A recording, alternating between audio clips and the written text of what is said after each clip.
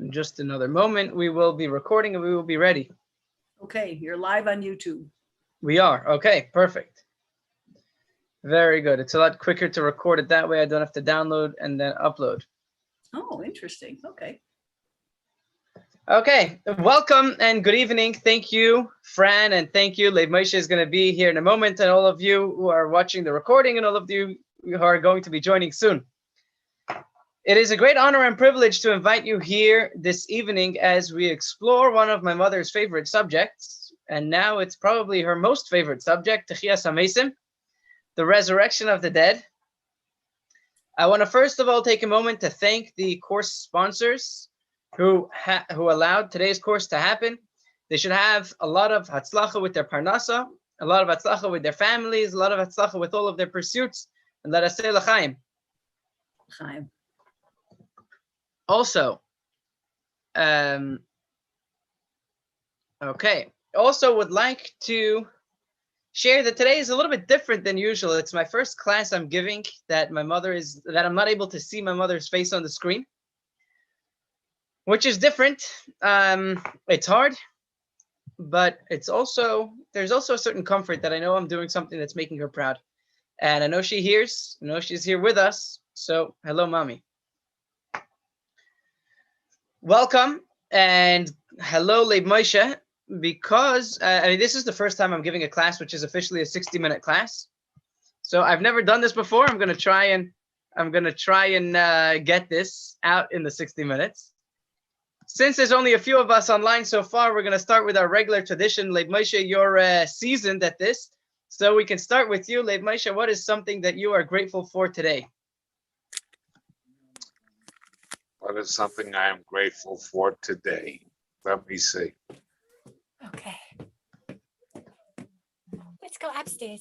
Figure it out. You're going to use this? I'm grateful for being able to sign up for this class.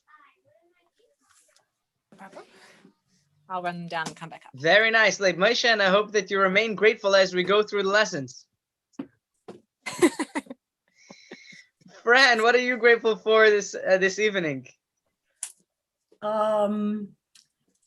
Well, I went out this morning for an appointment, started my car and got a notice that my tire was almost flat.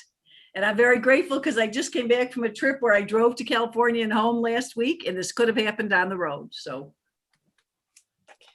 good. Baruch Hashem. Miriam Simcha, what are you grateful for today if you have a moment between the bedtime routine?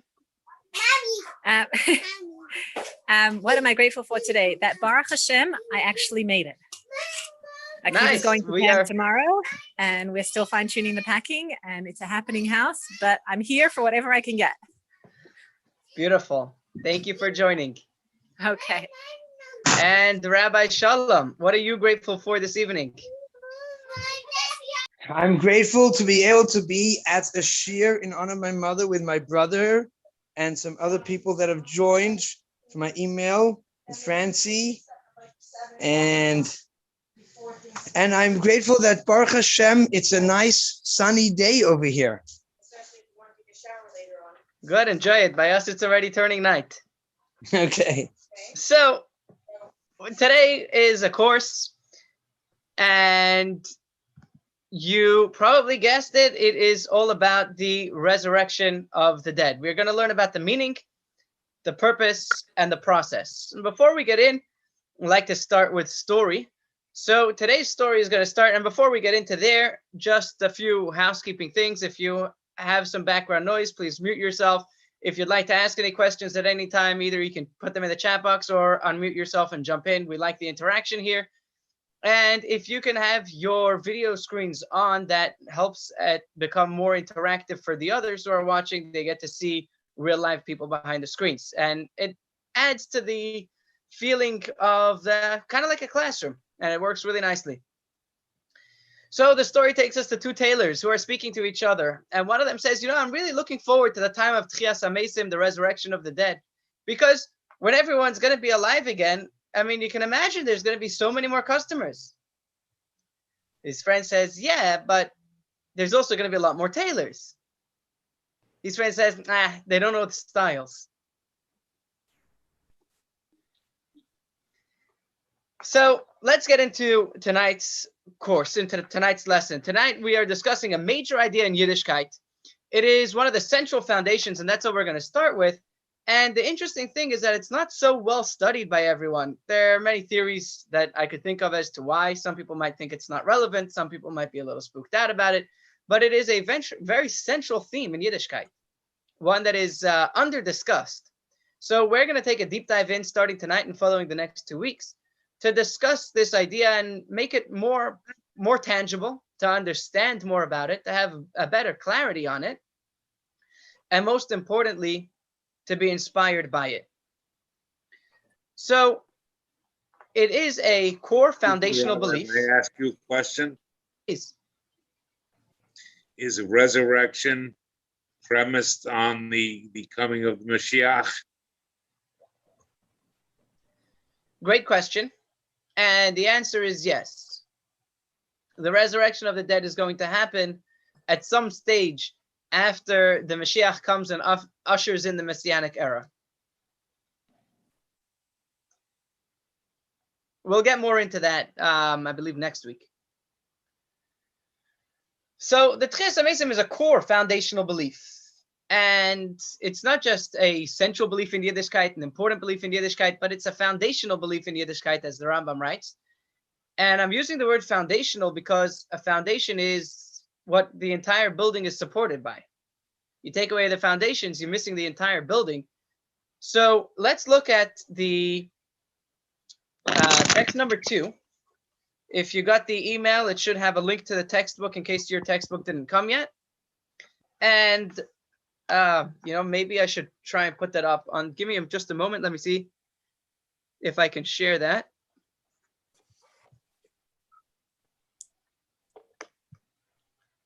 Here we are. Pull this up. What page is that on? That is going to be on page number 3. Okay, thank you. You're welcome.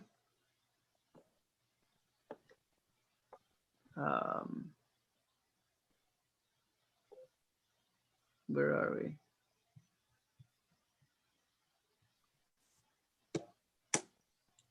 Okay, it's taking time to load over here. So, no, here we go. Okie dokie. Okay. So let me share screen. Here we are. Okay. Fran, would you like to read the English of text number 2? You're on mute. You're right, Thank I you. was. Okay. I believe with complete faith that the dead will be resurrected at a time of the Creator's choosing. Blessed be his name, and exalted be his remembrance forever and ever. Beautiful. So that is the Rambam. And let's just stop for a moment. This comes together with the belief that there is one Hashem, the belief that Hashem gave the Torah to Moshe Rabbeinu, the belief that Hashem speaks to the prophets. And these are all really core foundations. These are things that without them, the entire Yiddishkeit doesn't exist. If you don't have God speaking to the prophets, then the entire prophecy, the entire Torah is out the window. And together with that is also the belief in reward and punishment, the belief in the coming of Mashiach, and the belief in the resurrection of the dead. So the question that we're going to be asking tonight is why? I mean, this is on par with things like the fact that the Torah comes from heaven. So it's very, very core, very, very fundamental to Yiddishkeit. And we're going to be exploring why it makes such a big difference, why it's such a big deal, this idea of the coming of the resurrection of the dead.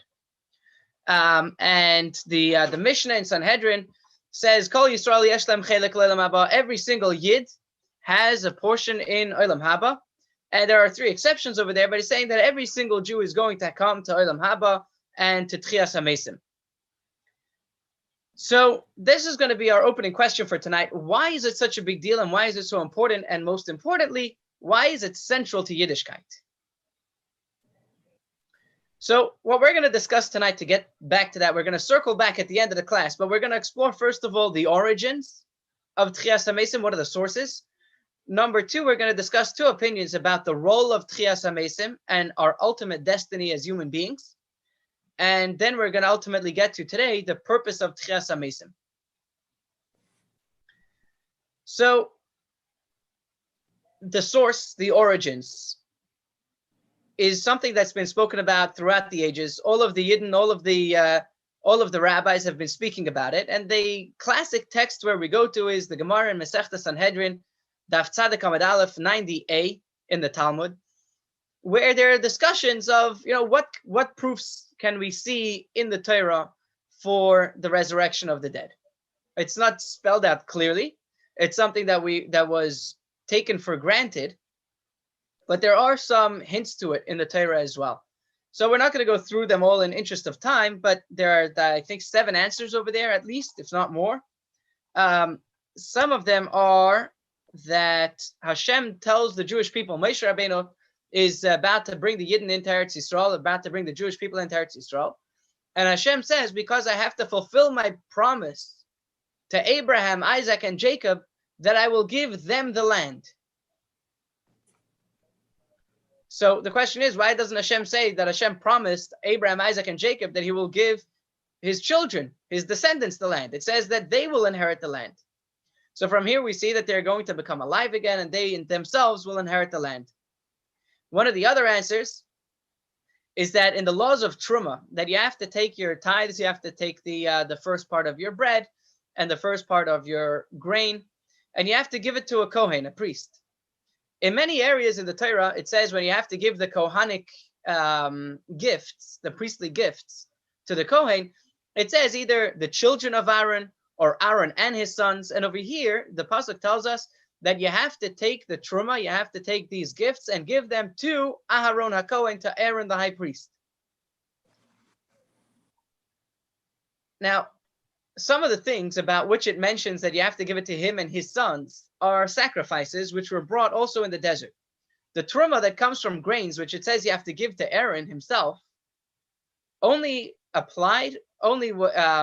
had to be given once the Jewish people came into Israel. Aaron never made it into Israel. He died and was buried in the desert. So why does the Torah tell us that you're going to have to take this truma and give it to Aaron, if Aaron was never in Israel and the truma only is given in Israel? So from here we see, I think this is Rabbi Simai says, from here we see that Aaron is going to become alive and we will all be in Israel, and then we will be able to give these grains to Aaron. And there was another one, which is that Rabbi Yochanan and the heretic, that one of these heretics came to Rabbi Yochanan and asked him this question, tell me, prove to me, show me how this idea of the resurrection of the dead exists in the Torah. And he answered him 4 answers. One of them was that Hashem told Moshe Rabbeinu, Hincha sheichi v'mavisecha v'kam, you will lie with your fathers and get up, which means that he's going to die and is going to be resurrected. At any rate, through the Nevi'im, through the prophets, as well as through the writings, we find this idea of the resurrection of the dead. So let's look at one of these texts. It's going to be text number 3. And Leib Moshe, do you have that in front of you? Yes, give me a minute. Text number 3. Text number 3. It's here on the screen, and you could, wherever it's easiest for you to read it. This is from Isaiah.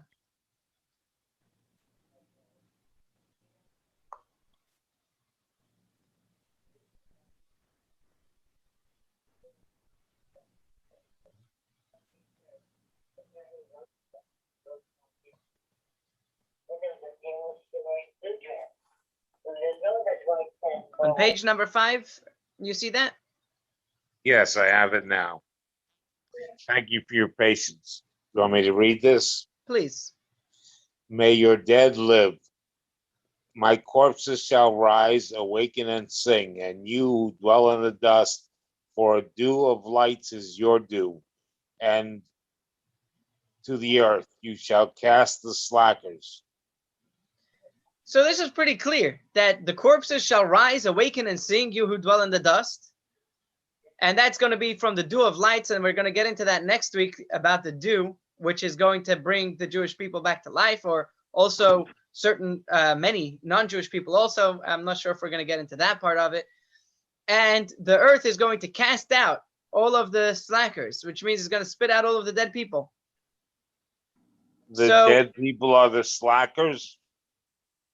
That's a reference. You can read up the Mefarshim, the explanations, the commentaries to find the various translations of the word. I mean, that's really funny. They're slackers because they're lying around in their graves. They're dead. How dare they? Couch potatoes. Really? Yeah, so we see very clearly over here that the it's well documented. We have a good foundation across the scriptures, as well as definitely in the Talmud and the Mishnah, for the resurrection of the dead. So that's number one. We spoke about what is the source, and the main compilation of these sources is in the Gemara in Masechta Sanhedrin, the Talmud Sanhedrin 90a. So now comes the question. The resurrection means that our body is going to come back to life, which is very fantastical, but also a little bit baffling. The question that I want us to ask ourselves is why? And where would we put all these people? That's also a good question. But why? Why do we need this, and why do we want this? Why do we want to come back into our bodies?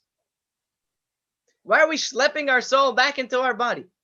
We know Moses, right? Moses got the Torah from Mount Sinai. And what happened? He went up, and for 40 days and 40 nights, he had a very spiritual experience, and he didn't finish the sentence. He didn't eat or drink for 40 days and 40 nights. So if we're looking for spirituality, we're looking for the time of Mashiach, which Lev Moshe studied in depth with us recently in the JLI course. So what are we schlepping the bodies now? He passed away, the Shalom Zavremel can correct me if I'm wrong. I think it's 3,293 years ago Moshe Rabbeinu passed away. Yeah? 3333 plus 40. So Moshe Rabbeinu passed away over 3,000 years ago. And now we're going to schlep him back into a body? Well, he wasn't having a good up there, then we need to bring him back to hinder him with his body? What was wrong with his neshama? Why do we need this whole idea? He's going to come back, and all the people who already passed away, they finished their mission in this world. They're basking with the light of God in Gan Eden, in paradise. And now we're going to schlep them all back into this world. So this question led the Rambam, Maimonides, to a very radical conclusion, which many of us have probably not heard of and probably not thought of. Maimonides says that the time of the resurrection is only going to be temporary. He says that there's going to be three stages, basically. Stage number one, Mashiach comes. Stage number two, everybody gets resurrected. And stage number three, everyone dies again. Because the ultimate experience is for a soul to be with God, unhindered and untethered.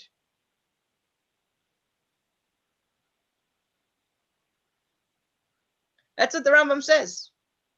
You know, it's interesting, if I may, when we took the class, Journey of the Soul, we spoke about resurrection. And I didn't think that it was a physical resurrection of the body. I thought that it was the rest of the soul joining the nefesh in with God. It never occurred to me that they were talking about the physical resurrection of the dead body, the physical body. Right? You must be a follower of the Rambam. Your soul must be in tune.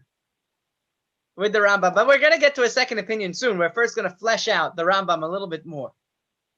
This is one of the greatest debates or one of the great debates in Jewish philosophy. So let's go through the terminology over here because it's going to be a little bit important. So I'm going to write over here into the chat to everyone in the meeting. And he says that Olam Haba, which is the world to come, is a world of souls. A world where everyone is just a soul, which is the same as what we call today Gan Eden. Please raise your hand if you've heard of Gan Eden. Gan Eden, very good. Gan Eden is usually translated as paradise. Let's go with that translation today. Gan Eden is the paradise. Welcome. Which is that a soul comes down into this body, and after the soul leaves the body, it goes to Gan Eden, paradise, where it basks in with the glory of God. The Rambam is saying that when Mashiach comes, when Mashiach comes, we're all going to get resurrected. We're all going to come back into bodies. However, the ultimate experience is after that we are all going to die. And the ultimate experience is just like Gan Eden. The souls basking in the glory of God. Spiritual delight and understanding. May I ask, aren't souls dwelling with God now? Very good question. Yeah. Very good question. Hold that question for just a moment and we'll come right back to it. So let's look at text number 5 from Maimonides. Let's do the screen share again. And so you should be able to see that on your screen over here. Text number 5, skipping to over here. Tati, would you like to read the English of text number 5? And this is what the Rambam is explaining that his approach to the resurrection of the dead is. In the world to come, there is no body or physical form, only the souls of the righteous alone, without a body, like the ministering angels. The ultimate of all reward and the final good that will have no end or decrease is the life of the world to come. Thank you, Tati. So the question is now, what kind of life is that? And the Rambam is going to explain in text number 6. So Tati, if you would like to read as well for text number 6, the Rambam in his explanation, in his introduction to that Mishnah we were talking about in Sanhedrin, he speaks about it over here, and he explains what kind of pleasure we are talking about. Please, Tati, if you could continue and read text number 6 as well. Know that just as a blind person can form no idea of colors, nor a deaf person comprehends sounds, nor a castrated man feel the desire for sexual intercourse, so the bodies cannot comprehend the delights of the soul. Just as fish do not know fire because they exist ever in its opposite, the water, so are the delights of the world of spirit unknown to this world of flesh. Indeed, we have no pleasure in any way except what is bodily, and what the senses can comprehend of eating, drinking, and sexual intercourse. Whatever is outside these is non-existent to us. We do not discern it, neither do we grasp it at first thought, but only after deep contemplation. It cannot be described, neither can anything be found to compare with it.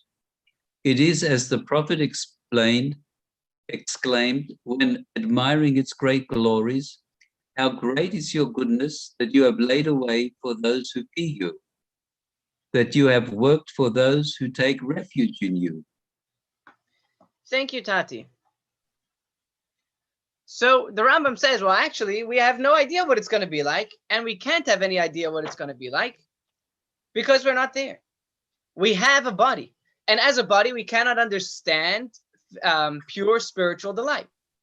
Just as a blind person cannot understand colors. Us who are hindered by our bodies, and like we learned in both previous courses, actually, the journey of the soul and the this can happen, that one of the biggest functions of the human body, of the brain, is to filter out external stimuli. We cannot comprehend more than just a few things going on at the same time. Our soul is vastly constricted by the constraints of our body, by our ability to understand, to hear, to listen, and to think. So we can't even understand what kind of pleasure is going to be when it's going to be just our soul basking in the glory of God. So,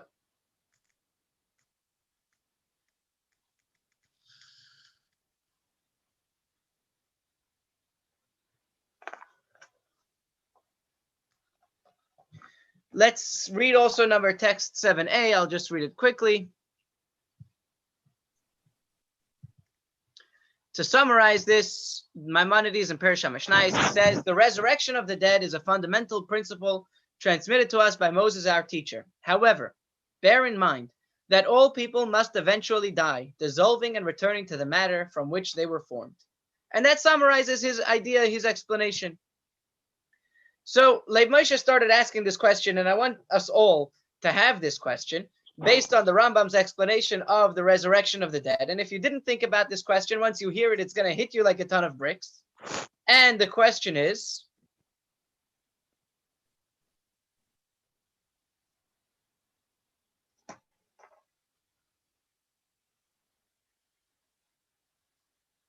Leib Moshe, what was your question? You have to forgive me, I don't recall. Okay. So let's see if I can, instead of giving you the question. So the Rambam says that the ultimate experience is a soul experience. And therefore, people are going to all come back into their bodies. And after that, we are all going to die and enjoy our spiritual life. Currently, where are all the souls?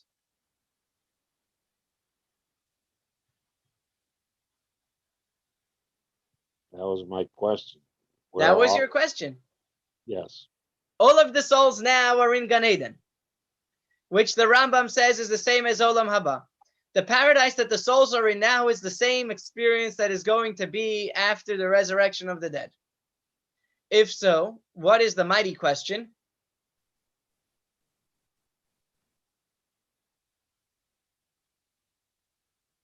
What's the purpose of this resurrection of the dead? If we're going to go back to what was going on before, all the souls that have passed away are basking in the glory of God. We're going to schlep them back into this world, and then we're going to send them back to continue the journey that they were on before. Then what's the purpose of coming down? Yeah.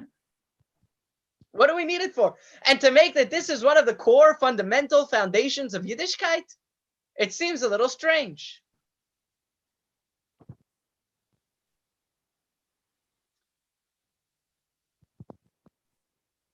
And the truth is that all of the commentaries asked this, or many of the commentaries asked this question on the Rambam. That it seems a little strange to say that after the resurrection, there's going to be, everyone is going to die again, and we're going to go back to what was before the resurrection. Then what have we gained, and what was the purpose of the resurrection? So I saw a beautiful answer explaining the Rambam. But we're going to get to another explanation as well. So this answer that I saw was the pleasure of the soul is commensurate and based on the mitzvahs that it did in this world. Where we are alive today, there are many temptations and there's a lot of evil, and not everyone is doing the maximum amount of mitzvahs that are possible within their potential.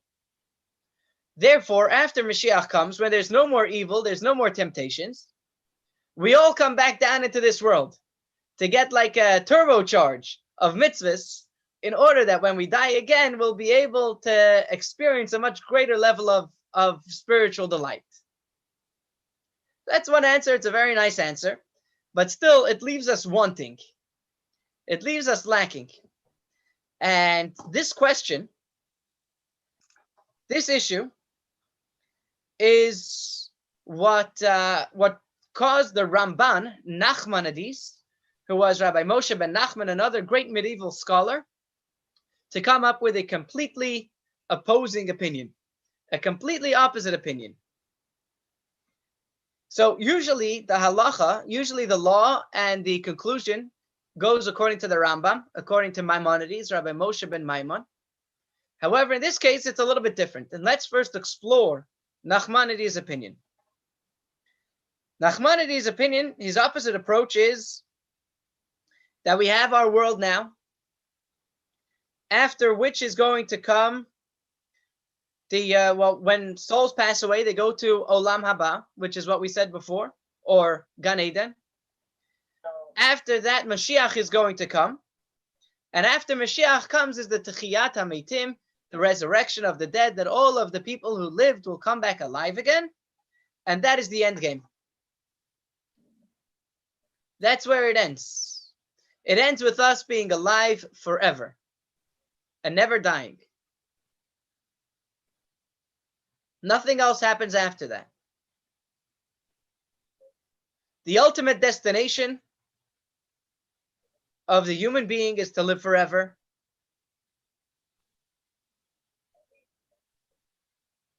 So according to Nachmanides, Gan Eden, where the souls are now, and Olam Haba, where we are going to be after the resurrection of the dead, after Mashiach comes, is not actually the same place. Because the souls now are just souls, basking in the glory of God. And after Mashiach comes, Olam Haba is going to be a place where we are, with our physical bodies, basking in the glory of God. Let's look this inside text number 8.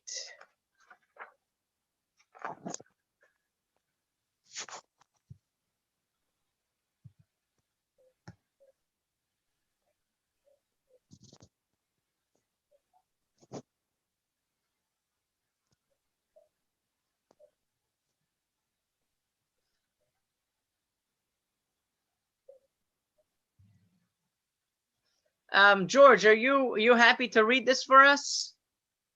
Certainly. Thank you. It is abundantly, let me turn on the microphone. It is abundantly clear that the term world to come, used throughout rabbinical literature, is not the spiritual world of souls and the reward that they earn immediately after death. Rather, it is a world that God will create in the future after the Messianic era and during the resurrection of the dead. There are 3 stages.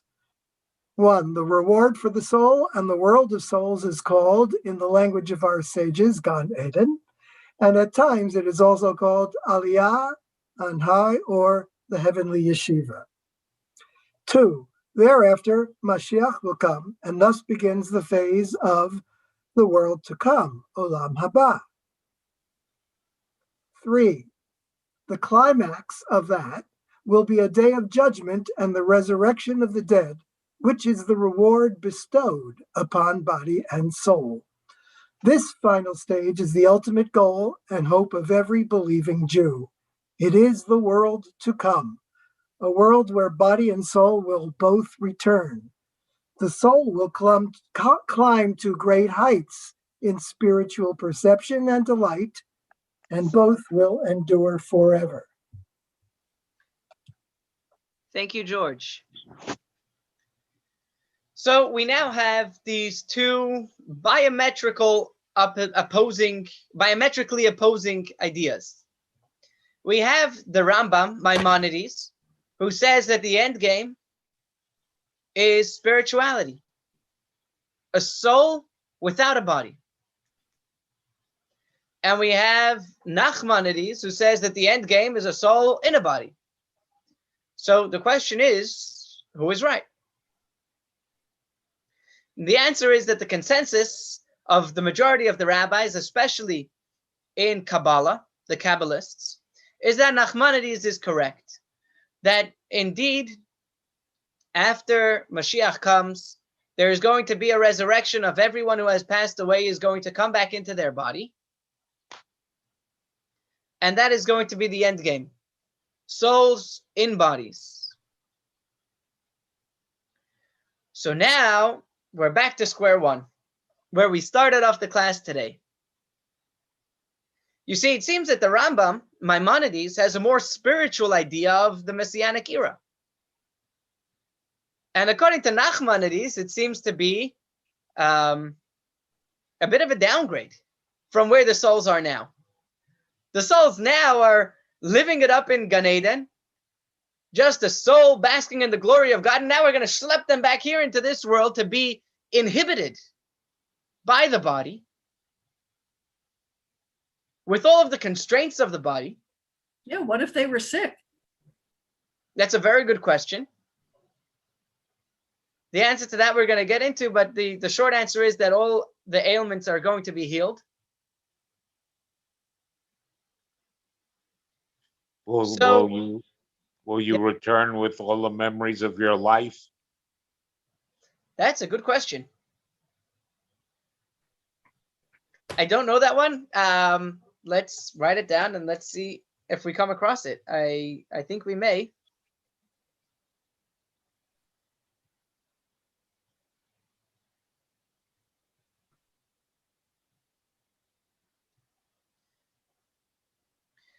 So the question is that we're back to square one. Why would we want to come back all the way to this world after we've left it? What's the purpose? What's the purpose of this resurrection of the dead? Why is it so central to Yiddishkeit? To be with the And people why does they it left exist to behind. begin with? Sorry? To be with the people they left behind. To be with the people they left behind. So that is a good idea, but it could be accomplished with the souls as well. The neshamas, it says, they all reconnect with each other in Gan Eden. So we could all die and hang around together then. So why is there going to be one big farbrengen down here on earth if we could be farbrenging in Gan Eden?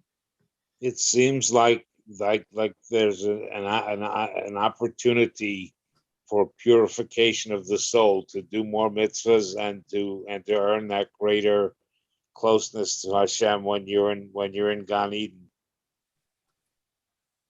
Okay, so that's one point, and hold that thought because we're going to take it a little bit deeper. So to summarize where we've come to so far today, we started with the origins. We started off with the fact that the resurrection of the dead, Tchias HaMesim, the belief that everyone who died is going to come back alive, is a fundamental belief in Yiddishkeit. We went into the sources. And then we looked at two different opinions of what it's going to look like. Is it going to be the end game? Or are we going to die afterwards? And the answer is that this is the end game. Once we come back to life, we're going to stay alive forever. So in order to really understand why, this is going to bring us back and circle us out to a incredibly inspiring point. And let's look inside with text number 9. We first have to understand why Hashem created the world to begin with. Rabbi Shalom, are you available? Would you like to read text number 9 for us from the Alter Rebbe?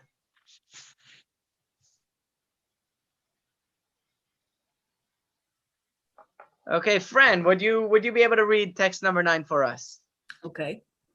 This is what God wanted, to conceal and hide his eternal light, so that thereafter, through a lengthy process of spiritual evolution, a lowly material world could be created.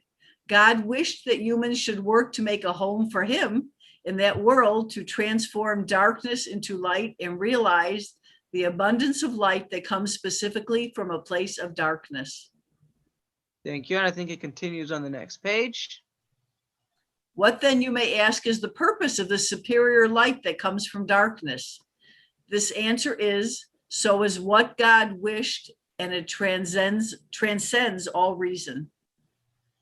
Okay, thank you, friend. So let's just continue the share because we're going to continue soon.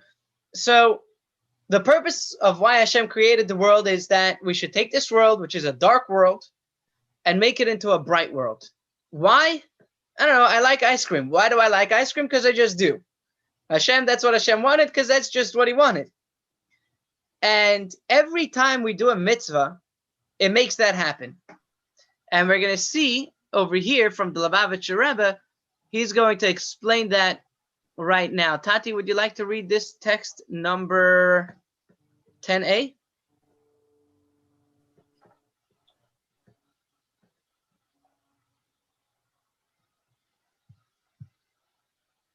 All right, I think you're on mute.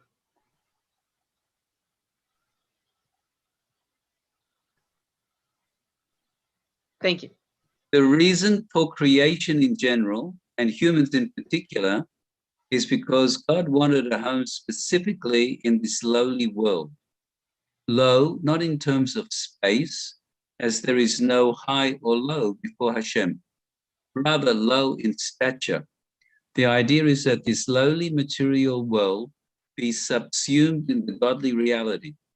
This transformation is the purpose of the Torah and mitzvahs. This, then, is the reason why Torah and mitzvahs were given specifically to human beings in a physical world, who with their physical bodies deal with physical matter, so as to transform what appears to be apart from Hashem to an absolute vehicle of godliness. Beautiful. Thank you. And when Mashiach comes, is going to be, as we learned in the course, This Can Happen, the course about Mashiach. Once we've done enough mitzvahs and the world is bright enough, that's when Mashiach comes. So when Mashiach comes, we're going to look around. We're not going to see a car. We're going to see God's car. We're not going to see a tree. We're going to see God's tree. We're not going to see a computer. We're going to see God's computer. And we're going to see how everything is there only to help us serve Hashem. So it's very fitting then, once we understand the purpose of creation and what we're even here for, now it makes a lot of sense for our bodies to be in on the reward. Number one, it's just our partner. A soul can't strike a match and light a Shabbos candle last time I checked. A soul can't put on tefillin or eat kosher. You need a body for that. So in order to fulfill Hashem's mission and purpose for us in this world, we need a body. We need physical body. And the only way HaMashiach can come is through the physical mitzvahs. So it makes sense that the physical bodies should be around when Mashiach comes for the reward.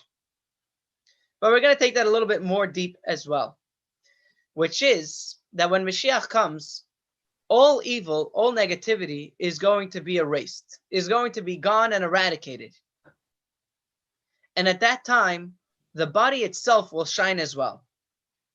The body will not be lowly anymore. So we're not going to be schlepping down the neshama into this lowly body. We're going to be bringing this neshama back into a beautiful body, which is shining with the light of Hashem and is not contradicting in any way, shape, or form the message of the soul. It is going to be complementing and even adding to the light of the soul. This is So just that's an why aside. it's not a Just an downgrade, aside, if I it's an may. upgrade. Yes, Leib Moshe. This is just an aside, if I may. Is the soul reluctant to go down into the body as it is when it's born the first time? That's a very good question, Leib Moshe. I would venture to say not. I would venture to say that the neshama is going to be very excited to come and join in on the reward of its hard work while it was down here. And we can get more into that after the class. But thank you for asking that. So let's look now at text number 10b. Share screen.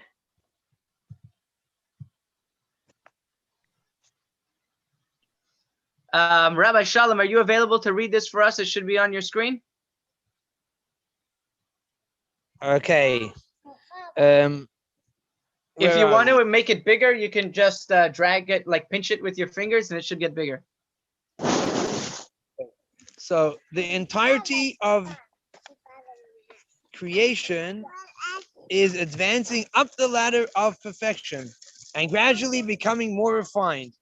In terms of world history, this elevation has 3 rungs: the present era, number 2, the messianic era, and number 3, the resurrection of the dead. In the first era, the period before the advent of Mashiach, the world is preoccupied with a constant battle between the forces of good and evil. Sometimes the forces of good triumph, and other times the opposite. During the second era, the messianic era, the battle against evil will have been won, and we will be redeemed. In the third period, the period of the resurrection of the dead, evil will be utterly eradicated. The world will know neither sin nor death. We will then receive unimaginable and incomprehensible reward. This reward will be granted to the soul in a body, for at that time, the original purpose for which the universe was created will have been fulfilled, which is to create a home for Hashem in the lower worlds. Thank you. So we see over there, so the difference between the first stage and the second stage is kind of like in the first stage, we won the war, but the enemies are still around. In the second stage, the enemies are completely gone. And in the third stage, we are just basking and enjoying and living a spiritual life in physical bodies.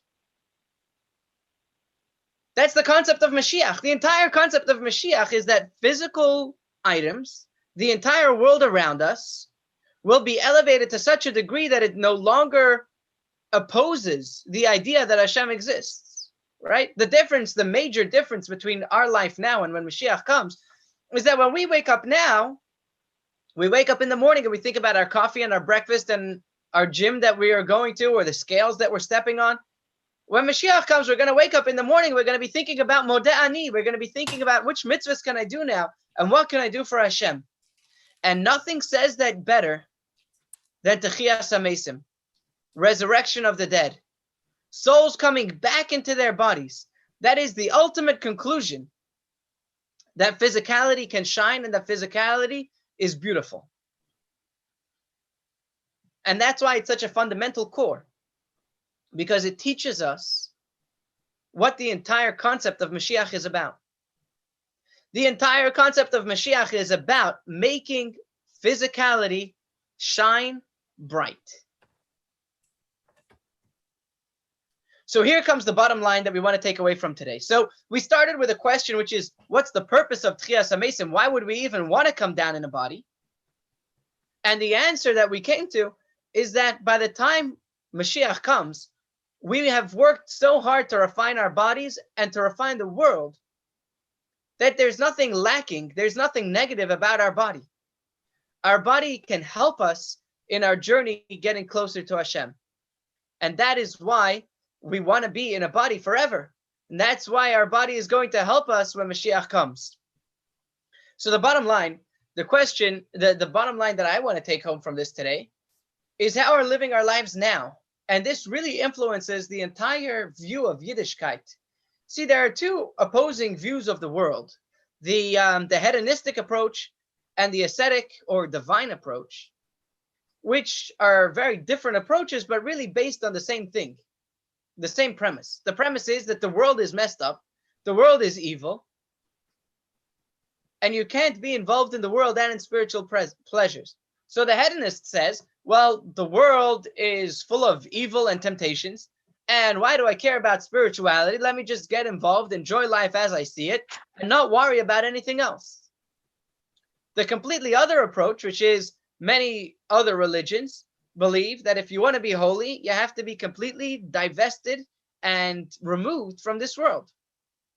You cannot lead a physical life or be involved in physicality if you want to be spiritual.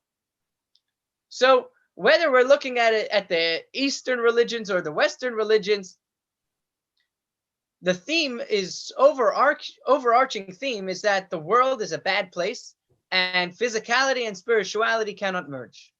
What we're seeing today, based on this explanation about the resurrection of the dead, is that Yiddishkeit, Judaism, looks at the world completely differently. physicality and spirituality not only can merge, not only should merge, but they were created to merge. Yiddishkeit says, make a lot of money and give tzedakah. Eat good food and use your energy to do a mitzvah.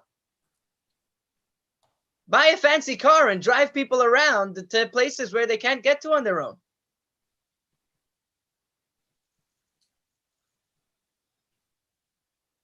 So,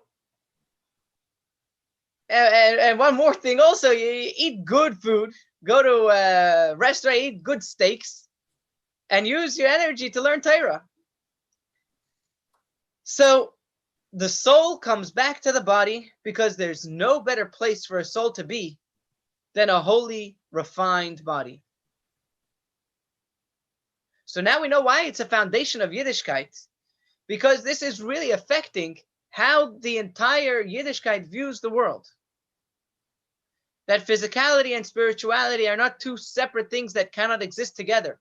In the Rambam's view, it seems that physicality detracts from spirituality, but the real core, and at its core, Yiddishkeit, Judaism, believes that physicality and spirituality can and will merge, and are merging.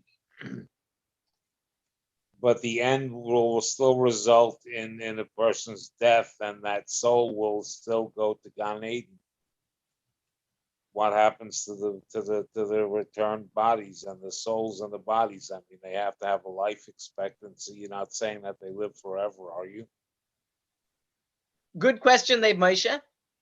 And the answer, based on what we've learned, that when Mashiach comes, there's going to be no evil. And if there is no evil, there is no death.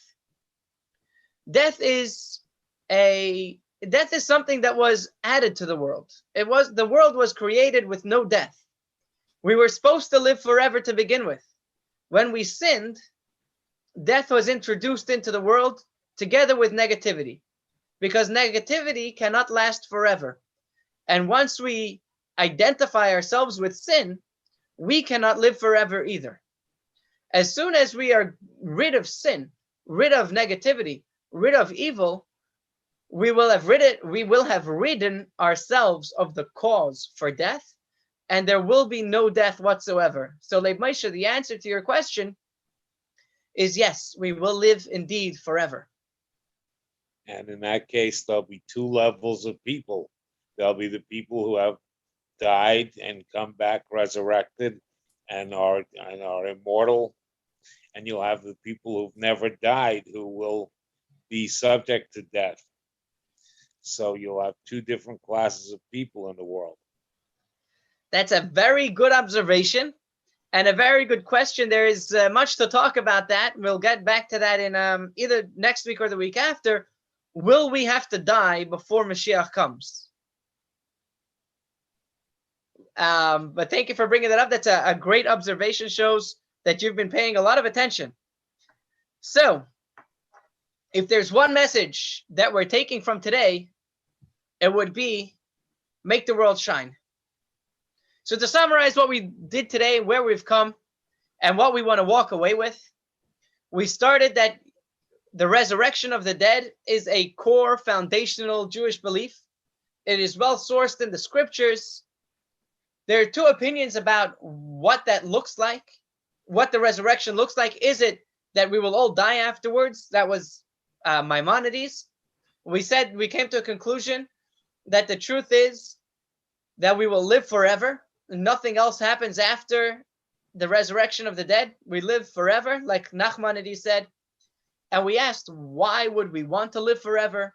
And the answer is because once the body is refined to such a degree that it can enhance the journey of the soul, who would want to die? Who would want to leave that experience? What is this? So please stay tuned for next week. The title of the course is Discover Your Deepest Self. We are going to be discussing the nature of the belief, the anticipation in its belief, and a surprising teaching from the Talmud, which is that it is all going to take place by surprise. How could we be anticipating something which is going to take place by surprise? We're also going to get into the dew of resurrection and the luzbon, which are very fascinating topics. which many people would like to know more about. You don't want to miss it. Be there next week and look at that. It's 9:30 on the button. Thank you. Thank you all for coming. And before we leave, we have a tradition over here. Those of you who have to leave now, God bless you. And thank you for joining. We hope to see you next week. Those who could stay for a few minutes longer, we have a tradition in our classes that we go around and everybody shares something that they enjoyed, found interesting, or are taking away with them from this course, from today's lesson. So, Leib Moshe, can we start with you?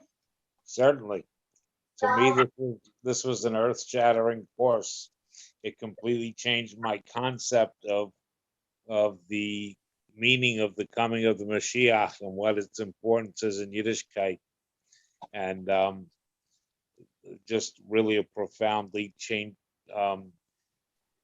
course that profoundly changed my concept of the world. Beautiful. Thank you, Leib Moshe. Who would like to go next?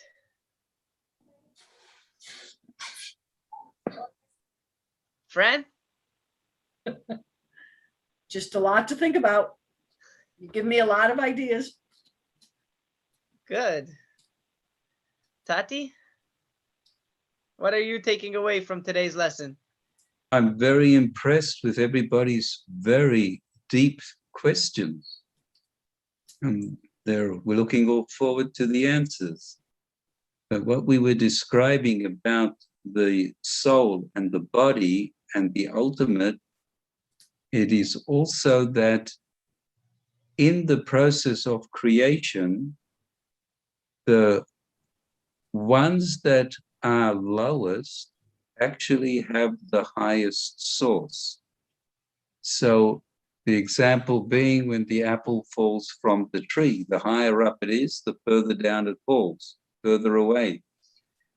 So the body itself, even though now it is lower than the soul, because it is very limiting and covering up on its spirituality, what we're going to see, as the Ramban explains, this body is actually going to be on a higher spiritual level, back to its source, which is higher than the level of the soul.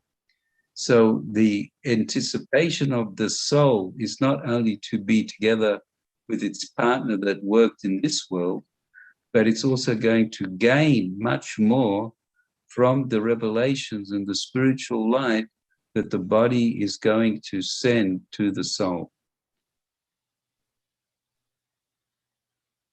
Thank you. Yes. A lot to look forward to. Miriam Simcha, would you like to share something if you're at your phone right now?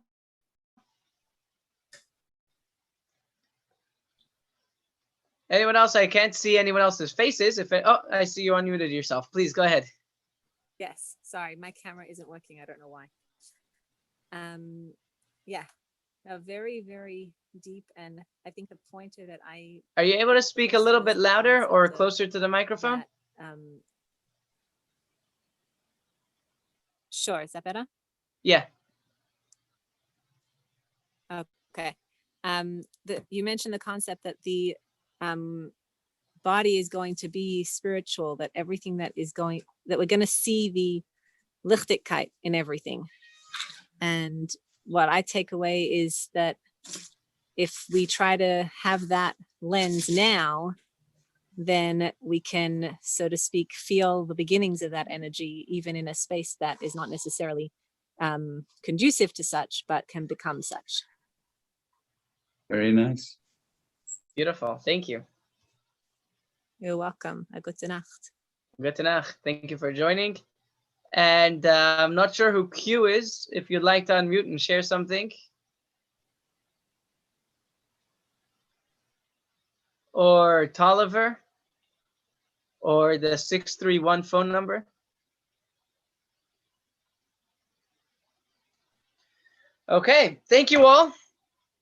It's been a pleasure. Oh, I see you've unmuted yourself. Please go ahead. Thank you. It's very interesting. Okay. Just want to say thank you. Thank you. You're very welcome. Thank you for joining. We look forward to seeing you next week. Have a very happy, hatzlachadik, successful week. And Meretz Hashem, next week, the shir is going to be taking place in one of the rooms in the Beis Hamikdash. L'chaim, and we will see you all next week. Okay, thank you very much. You know, ending the course now is like a cliffhanger.